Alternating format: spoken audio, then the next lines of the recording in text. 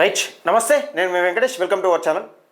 తెలంగాణ రాష్ట్రంలో రాజకీయాలు వీళ్ళిద్దరిని చూసి నేర్చుకోవాలి. ఇక్కడ రావు రెడ్డి అనే విషయం పక్కకు పెడితే వీళ్ళిద్దరిని చూసి ఏ విధంగా రాజకీయం నేర్చుకోవాలన్నది మన బీసీ ఎస్సీ ఎస్టీ సోదరులు అలాగే అగ్రవర్ణ పేదలు కూడా నేర్చుకోవాల్సిన విషయం. ఈ వీడియోను దయచేసి ఎక్కువ మందికి షేర్ చేసే ప్రయత్నం చేయండి. మన ఛానల్ని సబ్స్క్రైబ్ చేసుకోండి. చూద్దాం ఒకసారి అసలు వీళ్ళని చూసి ఎందుకు నేర్చుకోవాలి. రాజకీయం అంటే వీళ్ళ దగ్గర ఏమున్నది, ప్రత్యేకంగా వీళ్ళు రాజకీయ పార్టీని ఒక పార్టీని కమ్ముకొని ఉంటున్నారు కదా, అంటే ఒక పార్టీలో ఉండి రాజకీయం ఏ విధంగా చేస్తున్నారు అనేది అన్ని కీలకంగా వివరించబోతున్నా. దయచేసి వీలైనంత వరకు ఎక్కువ మందికి షేర్ చేసే ప్రయత్నం చేయండి. రైట్, ఇక విషయంలోకి వెళ్తే తెలంగాణ రాష్ట్రంలో ఎప్పటిస్తుంది కేసీఆర్ అధికారంలోకి వచ్చింది ఎప్పుడు 2014లో అనుకోకుండా అధికారంలోకి వచ్చింది. అసలు వాస్తవానికి 2014లో టీఆర్ఎస్ పార్టీ ఎవరు కూడా అనుకోలే. టీఆర్ఎస్ పార్టీని కాంగ్రెస్లో విలీనం చేస్తా అంటే తెలంగాణ సోనియా గాంధీ ఇచ్చిందని ఒక టాకు. అది వాస్తవం, 100% అది ఎవరు ఒప్పుకున్నారు? అసెంబ్లీ సాక్షిగా కేసీఆర్ ఒప్పుకున్నాడు. కానీ కేసీఆర్కు అధికార దాసోహం కొద్ది, అంటే ఈ సోనియా గాంధీకి ఇస్తే మనకేమొస్తుంది, మనమే అధికారంలోకి వస్తే బాగుంటుంది కదా అనే సంకల్పంతో అసలు వాస్తవానికి కేసీఆర్ దగ్గర డబ్బులు కూడా లేవు. అప్పుడు మనం అనేక ఇంటర్వ్యూలలో చూసినాం. తెలంగాణ రాకముందు ఏం చెప్పింది కల్వకుంట్ల కవిత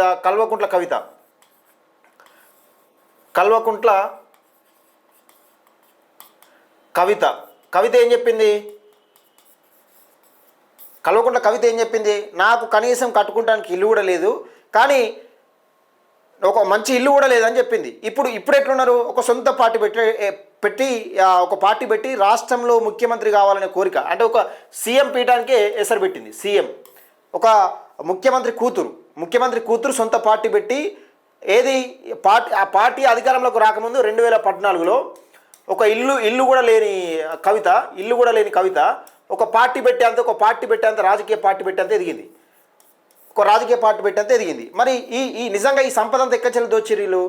తెలంగాణ రాష్ట్రంలో ఈ సంపద అంతా ఎక్కడి నుంచి దోచిర్రు? 8.5. ఇప్పుడు కాంగ్రెస్ పార్టీ వీళ్ళు ఏం చెప్పారు గతంలో? ఇప్పుడు బీఆర్ఎస్ పార్టీ ఈ రేవంత్ రెడ్డి ఏం చెప్పిండు? రేవంత్ రెడ్డి 9.5 సంవత్సరాలు పరిపాలించినప్పుడు, కేసీఆర్ 9.5 సంవత్సరాలు పరిపాలిస్తున్న హయాంలో రేవంత్ రెడ్డిని పదే టార్గెట్, అంటే ఒక రేవంత్ రెడ్డి ముఖ్యమంత్రి పీఠాన్ని అందుకోగలుగుతాడనే విధంగా రేవంత్ రెడ్డిని ఒక్కనే టార్గెట్ చేసి అనేక సార్లు కూడా ఇబ్బంది పెట్టే ప్రయత్నం చేశారు. కొన్నిసార్లు జైల్లో కూడా పెట్టిరు. అలాగే బండి సంజయ్ని కూడా జైల్లో పెట్టిరు, తీర్మార్మలను కూడా జైల్లో పెట్టిరు. కానీ ఇక్కడ తెలంగాణ రాష్ట్రంలో బీఆర్ఎస్ పార్టీ 9.5 సంవత్సరాలు పరిపాలించింది. ఈ పరిపాలన అయిపోయిన తర్వాత కాంగ్రెస్ పార్టీ అధికారంలోకి వచ్చింది. కాంగ్రెస్ పార్టీ అధికారంలోకి వచ్చిన తర్వాత మరి ఏం చేయాలి? బీఆర్ఎస్ పార్టీ అధికారంలో ఉన్నప్పుడు ఈ కాంగ్రెస్ నాయకులు మొత్తం ఎట్లా చెప్పారు? కాంగ్రెస్ పార్టీ నాయకులు మొత్తం బీఆర్ఎస్ పార్టీ తప్పులు చేస్తుంది, మొత్తం లక్షల కోట్లు అప్పు చేసింది, మొత్తం రాష్ట్రాన్ని దివాళా చేసేంత చేసిందని చెప్పారు. అది వాస్తవం, 100% వాస్తవం. ఈ కార్ రేస్ విషయంలో కానీ, ఫోన్ ట్యాపింగ్ విషయంలో కానీ, ఈ అన్ని విషయాలలో కూడా ఈ బీఆర్ఎస్ పార్టీ తప్పు ఉంది. ఇంకా ఎవరు బయట దేశం ఆయన పేరు రావు, ఆయనను పట్టుకొచ్చే ప్రయత్నం చేసి పట్టుకొచ్చిరు కూడా. మరి ఎకరకమైంది ఇదంతా కేసు? ఎవడు ఇందులో ఇన్వాల్వ్ అయ్యిండు? ఎవడు జైలు పాలయ్యిండు? ఎవడు ఈ రాష్ట్ర సంపదను దోచింది? ఎవడు బయటకు తీసిండు? ఎవరు కూడా తీయలే.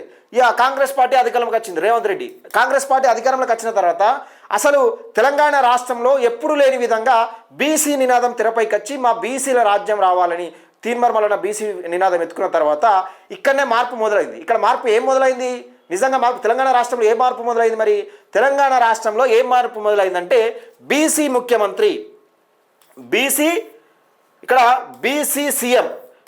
సీఎం అని ఒకటి తెరపైకి వచ్చినాక బీసీ సీఎం తెరపైకి వచ్చిన తర్వాత సరే, నువ్వు గతంలో బీఆర్ఎస్ పార్టీ పైన అనేక ఆరోపణలు చేసినావు, నిజంగా లక్షల కోట్ల అవినీతి చేసిందని చెప్పినావు. కాళేశ్వరం విషయంలో కూడా కుంభకోణం జరిగింది, అందులో హరీష్ రావు కూడా ఒక 1000 కోట్ల వరకు కూడా స్కామ్ చేసిందని ఆరోపణలు కూడా పెద్ద ఎత్తున వినిపించినాయి. మరి ఏం చేయాలి?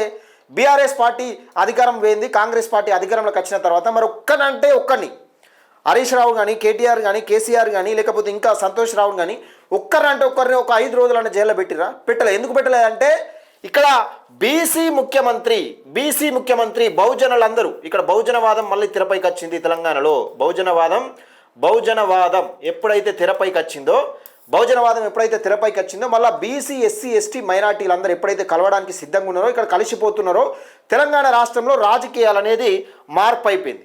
ఎందుకు మార్పు అయినాయంటే అయితే నువ్వన్న ఉండాలి, అయితే నేనన్న ఉండాలి, కానీ బీసీలు ఎస్సీలు వస్తే మన రాజ్యాధికారం ఇక మనం జీవితంలో కూడా మనం గోలుకోలేని దెబ్బ తీసుకుంటామని ఈ విధంగా రాష్ట్ర సంపదను రాష్ట్ర సంపదను ఏ విధంగా దోచుకోవాలి, దోచుకున్నది ఏ విధంగా దాచుకోవాలి, సంపాదించింది దోచుకున్న దాన్ని ఏ విధంగా నిజంగా సంపాదించుకోవాలనే విధంగా వీళ్ళిద్దరూ తెలంగాణ రాష్ట్ర సంపదను ఇప్పుడు మంచిగా అంటే 2 సార్లు నువ్వు సీఎం అయినావు, 2 సార్లు నేను ముఖ్యమంత్రి కావాలి, 2 సార్లు నేను ముఖ్యమంత్రి కావాలనే విధంగా ఇక్కడ వీళ్ళు స్కెచ్ చేసుకొని ప్లానింగ్ చేసుకొని ఉన్నారు. ఇక మనోళ్ళు కార్యకర్తలు ఇక ఈ పార్టీల సంగతి తెచ్చి పెడదాం. కాంగ్రెస్ పార్టీ, బీఆర్ఎస్ పార్టీ, ఈ బీజేపీ పార్టీ అంటే ఆ బీజేపీ పార్టీ ఉన్నదా మరి లేదా?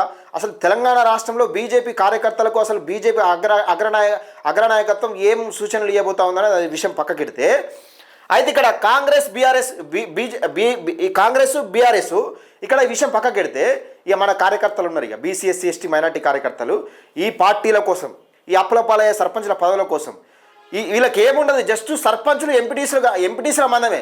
ఇక ఎంపీపీ రాదు, జడ్పీటీసీ రాదు, జడ్పీ చైర్మన్ రాదు. వీళ్ళకు ఎందుకు రాదంటే వీళ్ళు దానిపైన పెద్ద పదవులు, పెద్ద జీతాలు వచ్చే పదవుల పైన పెద్దగా ఆశ ఉండదు వీళ్ళకు. కానీ ఊళ్ళల్లోకి నమస్తలు పెట్టి ఛాయలు తాగిపించే కన్నా పెద్ద ఆశలు ఉంటాయి. ఎంత పెద్ద ఆశలు ఉంటాయంటే గ్రామ ప్రజలకు సర్పంచ్ అంటే భయపడతారా? ఎందుకు భయపడతారు మరి? సర్పంచ్ ఏమైనా దేవుడా? లేకపోతే సర్పంచ్ ఏం చేయాలి అసలు? సర్పంచ్కి ఈ అప్పులపాలయ్యే సర్పంచ్ పదవుల కోసం లక్షలు గుమ్మరించిన మొన్న. మరి ఒక్క సర్పంచ్ అన్న మా గ్రామానికి నువ్వు సర్పంచ్ నువ్వు పనులు చేయకుండా పర్లేదు, కానీ ఎమ్మెల్యేలు హామీ ఉన్నాయి కదా, కాంగ్రెస్ పార్టీ ఎమ్మెల్యేలు అయితే హామీలు ఇచ్చినవి ఉన్నాయి కదా, ప్రతి విలేజ్కు ఉన్నాయి. నేను అది చేస్తా, ఇది చేస్తా, ఈ ఊరికి అది చేస్తా అన్నీ చేసిరా? చేయలే కదా. మరి ఏ ఒక్క సర్పంచ్ అన్న బీసీ ఎస్సీ ఎస్టీ మైనార్టీ సోదరులు, అగ్రవర్ణ పేదలు ఎవరైనా కానీ ఏ ఒక్క సర్పంచ్ అన్న గెలిచిన సర్పంచులు వీళ్ళు కాంగ్రెస్ పార్టీ చేస్తుందా అని ఎవరైనా అడిగేటోళ్ళు ఉన్నారా? ఎవ్వరు లేరు. మనం ఎంతసేపు మనం ఎక్కడ ఉంటామంటే ఈ నమస్తలు కొట్టుడు, జిందాబాదులు కొట్టుడు, జేజేలు కొట్టుడు, నమస్తలు కొట్టించుకున్నాడు, ఛాయలు తాగిపించుడు, ఇగో ఇంతమందే ఉంటాం. మన గ్రామాలు ఎక్కడి నుంచి డెవలప్ అయితే మరిగా మన డెవలప్మెంట్ ఈ డెవలప్మెంట్ కాడ సున్నా. అలా పార్టీలు నిధులు రావు, కానీ కాంగ్రెస్ పార్టీ ఎమ్మెల్యేలు నిధులు చేసే దమ్ము మనకు ఉండదు.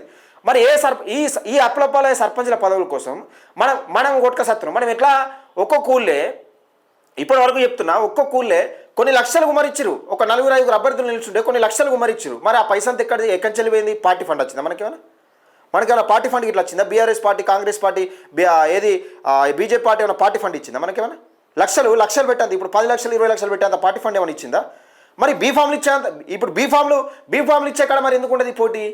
ఇప్పుడు BRS party, BJP party, Congress party ఇంకా ఇతర కానీ ఈ బీఫామ్లు ఇచ్చే ఎంపీటీసీ కానీ జడ్పీటీసీ కానీ ఎవరైనా ఉమరియంగా చూసినాం? ఎవరైనా ఎంపీటీసీలు జడ్పీటీసీలు కానీ ఇంకా జడ్పీ చైర్మన్లు కానీ ఎంపీపీలు కానీ అప్లపాలైన వాళ్ళు ఎవరైనా చూసిరా? ఎమ్మెల్యే అప్లపాలయ్యండి ఎక్కడైనా? తెలంగాణ రాష్ట్రంలో ఎంపీలు అప్లపాలయ్యారా? ఎవరైనా అయ్యారా? ఎందుకంటే మన ఆలోచనలు ఎప్పుడు చిన్నగా ఉంటాయి కాబట్టి మనకి ఇట్నే ఉంటాం. మన ఆలోచనలు ఎట్లుండాలంటే తెలంగాణ రాష్ట్రంలో మన ఆలోచనలు ఎట్లుండాలంటే ఏ రాష్ట్రంలో మన ఆలోచనలు ఎట్లుండాలంటే ఒక ఎమ్మెల్సీ కావాలి, లేకపోతే ఎమ్మెల్యే కావాలి, ఒక ఎంపీ కావాలి, మనం పార్లమెంట్లో గర్జించాలి, అసెంబ్లీలో గర్జించాలి, మండలిలో గర్జించాలనే విధంగా మన ఆలోచనలు ఉన్నప్పుడు మన బతుకులు మారుతాయి. మనం ఎంతసేపు ఈ అప్లపాలయ్యే సర్పంచ్ల కాన్నే, లేకపోతే ఎంపీటీసీల కాన్నే, జడ్పీటీసీల కాన్నే ఇక మళ్ళీ అంత దూరం పోము కూడా. ఆ జడ్పీటీసీ ఎంపీటీసీలకు కూడా మన బీఫామ్ల కాడ బిచ్చగాలను చూసినట్టే చూస్తాయి ఆ పార్టీలు. మళ్ళీ ఇంట్లో కూడా పెద్ద కుట్రలు, పార్టీలోని ఓడగొట్టడం, లేకపోతే ఇంకా విశ్వ ప్రయత్నాలు చేస్తూ ఉంటారు. అదే పార్టీలు ఉంటారు, ఆ పార్టీ బీఫామ్ ఎవరికి ఇస్తుందో వాళ్ళని ఓడగొట్టే ప్రయత్నం చేస్తారు. దేనికోసం? ఎందుకోసం? ఎవరికోసం? ఈ అప్లపాలయ్యే సర్పంచ్ ఎంపీటీసీ పదవుల కోసం బిచ్చగాల లెక్క మనం బీఫామ్లు తీసుకొని ఎంపీటీసీ బీఫామ్లు ఈడ ఎమ్మెల్యేను ఏ ఊళ్ళో కూడా అడిగేటోడో దిక్కుండాడు. అసలు ఎమ్మెల్యేను ఇచ్చిన హామీలు ఎక్కడ పోయినాయని అడిగితే ఈ రోగం అంతా ఉండదు కదా. అది మనం మారాల్సింది ఎక్కడంటే రాష్ట్ర రాజకీయాలు మారాలన్నా, దేశ రాజకీయాలు మారాలన్నా యువత రాజకీయంలోకి రావాలి, ప్రశ్నించడం మొదలు పెట్టాలి. ప్రశ్నించడం మొదలు పెట్టినప్పుడు మాత్రమే మన సాధ్యమవుతుంది, డెవలప్మెంట్ అనేది సాధ్యమవుతుంది. మన ఎమ్మెల్యే దగ్గర కూడా అయితేనే ఫండ్స్ వస్తాయా? ఊళ్ళకు రావు, లేకపోతే రావా? ఎందుకు రావు? ఓన్లీ కాంగ్రెస్ పార్టీ కార్యకర్తలు ఓట్లయితే గెలిచిరా? లేకపోతే ఏ సర్పంచ్ అన్న ఒక పార్టీకి సంబంధించిన కార్యకర్తలు ఓట్లయితే గెలుస్తారా? ఏ సర్పంచ్ కూడా గెలవడు, ఏ ఎమ్మెల్యే కూడా గెలవడు. ప్రజలందరూ మార్పు కోరుకొని వేస్తే మాత్రమే అది మార్పు సాధ్యమవుతుంది, గెలుపు సాధ్యమవుతుంది. ఏ పార్టీ అనే కానీ అదొకటి గుర్తుపెట్టుకున్నారంటే మన ఆలోచనలు గొప్పగా ఉండాలి. మనం ఏదో చిన్న ఆలోచనలు పెట్టుకుని ఉంటే అంతమందే ఉంటాం. ఇక వార్డు మెంబర్లకు అయితే కుక్కలు కొట్లాడుకున్నట్టు, ఇక వార్డు మెంబర్ల కాడ కుక్కలు కొట్టుకోవడానికి వార్డు వాళ్ళు ఏం కాదు. అసలు వేసి గెలిచినాక తర్వాత ఎందుకు వేసినా కూడా అర్థం కాని పరిస్థితులు ఉంటుంది. మన ఆలోచనలు గట్టి ఉంటాయి. దయచేసి నేను ఒకటే చెప్తున్నా, మన గ్రామాలు డెవలప్ కావాలన్నా మనం ఎమ్మెల్యేలు అడగాలి. ఎమ్మెల్యేలను ఏం హామీలు ఇచ్చినావు, మా ఊరికి ఏమి ఇచ్చినావు, మా ఊరికి ఏం చేయదలుచుకున్నావు, అసలు మేము గెలిచినాం, మేము 10-20 లక్షలు పెట్టి గెలిచినాం, మరి ఎమ్మెల్యే ఫండ్ ఎక్కడి నుంచి తీసుకొస్తావు, మా గ్రామానికి నువ్వు ఇచ్చిన హామీ ఎక్కడి నుంచి నెరవేరుస్తావు, మాకు ఎంత ఫండ్ ఇస్తావు అదాడు. దయచేసి వీళ్ళిద్దరిని చూసి రాజకీయం నేర్చుకోవాలి. నేను ఎందుకు నేర్చుకోవాలంటే గిందుకే నేర్చుకోవాలి. వీళ్ళు లక్షల కోట్లు దోచి లక్షల కోట్లు దోచి ఒక ఆయన ఫామ్ హౌస్లో అంటే ఎవరు కుయ్యమన్నాడు, ఆయన కోసం ఇంకోటి జిందాబాద్ కొడతా ఉంటాం మనోడే అయ్యా ఇంకో ఆయన జిందాబాద్ కొడతా ఉంటాడు. ఈయనను పట్టుకోకుండా ప్రతిసారి ఎలక్షన్ వచ్చినప్పుడు అని ఓసారి ఫోన్ ట్యాపింగ్ అని లేకపోతే కాళేశ్వరం కుంభకోణం అని ఈ ఫోన్ ట్యాపింగ్ తీసి ప్రజలను డైవర్ట్ చేసే ప్రయత్నం చేస్తున్నాడు. ఇక్కడ బీసీ ఉద్యమాన్ని ఎట్లా పక్కదారి పట్టించే డైవర్ట్ చేస్తున్నారు, ఎట్లా ఉద్యమాన్ని పక్కదారి పట్టించే డైరెక్షన్ ఎంత మంచి నడుస్తుంది తెలుసా ఈయన తెలంగాణ రాష్ట్రంలో? ఎవరికైనా సోయి ఉన్నదా? అది ఒక్కోసారి గుర్తుపెట్టుకోవాలి. దయచేసి మిత్రులారా, మన ఉద్యమం ఏంటిది? బీసీలు, ఎస్సీలు, ఎస్టీలు, మైనార్టీలు అందరూ ఏకమవుతున్నారని వీళ్ళిద్దరు కలిసి ఆడుతున్న డ్రామాలో మనం బలిపశువులు కావద్దు. ఎప్పుడు కానీ గుర్తుపెట్టుకోరు, వీళ్ళిద్దరు కలిసి ఆడుతున్న ఈ డ్రామాలో బలిపశువులు కావద్దు. అరే జెండాలు మోసేది మనం, జిందాబాలు కొట్టేది మనం ఎంపీటీసీలో మనం కావాలి, జడ్పీటీసీలో మనం కావాలి, జడ్పీ చైర్మన్లు మనం, సింగిల్ విండో చైర్మన్లు మనం కావాలి. ఈ పెద్ద పెద్ద పోస్టులు వాళ్ళకి ఇచ్చేసి మనం వార్డు మెంబర్ల కాడ, సర్పంచ్ల కాడ కుక్కలు కొట్లాడుకుంటే మన భవిష్యత్తులో ఎప్పుడు మారుతాయి? దేనికి మారుతాయి? ఎప్పుడు మారుతాయి? కనీసం మరి అడిగేటోళ్ళ ఈ గెలిచిన వాళ్ళని ఎమ్మెల్యేని గల్లా పట్టుకుని ఆడేటోళ్ళు ఉన్నారా? లేకపోతే ఏమైనా ఫండ్ కావాలని, మాకు ఊరికి గింత కావాలని ఉన్నారా?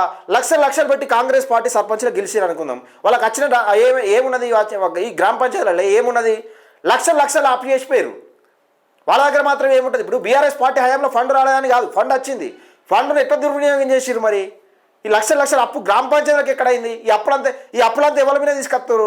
ఈ అప్పులు మొత్తం మన మీదనే దోస్తున్నారు. తెలంగాణ రాష్ట్రంలో ఇదే ఈ రకంగా ఆర్థిక వ్యవస్థ ఇట్లా కొనసాగితే ఆర్థిక సంక్షోభం ఎదురవుతుంది. మనం చిప్పబట్టుకుని అడుకునే పరిస్థితికి వస్తుంది. దయచేసి రాష్ట్ర రాజకీయాలు ఇంకో మార్పు రావాలి. ఇంకా మార్పు వచ్చినప్పుడు మాత్రమే ఈ మన డెవలప్మెంట్ అనేది సాధ్యమవుతుంది. దయచేసి ఈ వీడియోని ఎక్కువ మందికి షేర్ చేయండి. మున్సిపల్, ఎంపీటీసీ, జడ్పీటీసీ ఎన్నికల్లో యువకులు ముందుకు రావాలి. యువకులు ముందుకు వచ్చి రాజకీయం చేసినప్పుడు మాత్రమే, ప్రశ్నిస్తే మాత్రమే రాజకీయం ఈ అభివృద్ధి అనేది సాధ్యమవుతుంది.